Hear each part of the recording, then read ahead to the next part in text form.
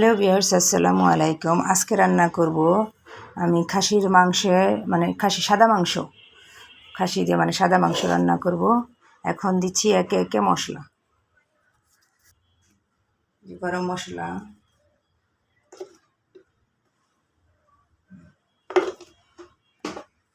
দেড় চামচ গরম মশলা, এক টেবিল চামচ ধনিয়া,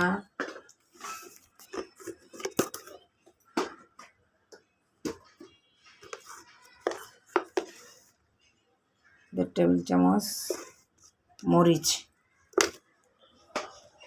আর এক টেবিল চামচ জিরা, সব দেওয়া হয়েছে।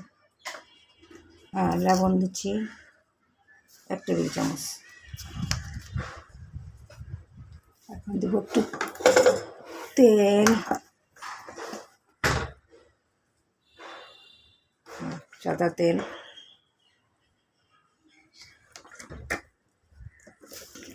এখন মাখা চাকা করবো, একটু ম্যারিনেট করে রেখে দিব।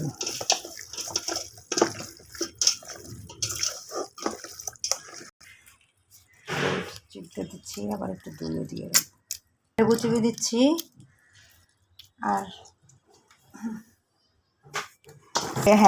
এক লেবুটি চিপে দিচ্ছি। এখন আরও দেবো একটু টক দই।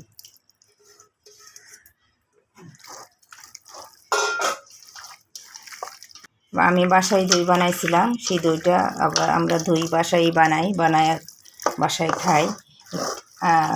আজকেও দই বানাইলাম, আমার ঘরে বানানো দই দিলাম।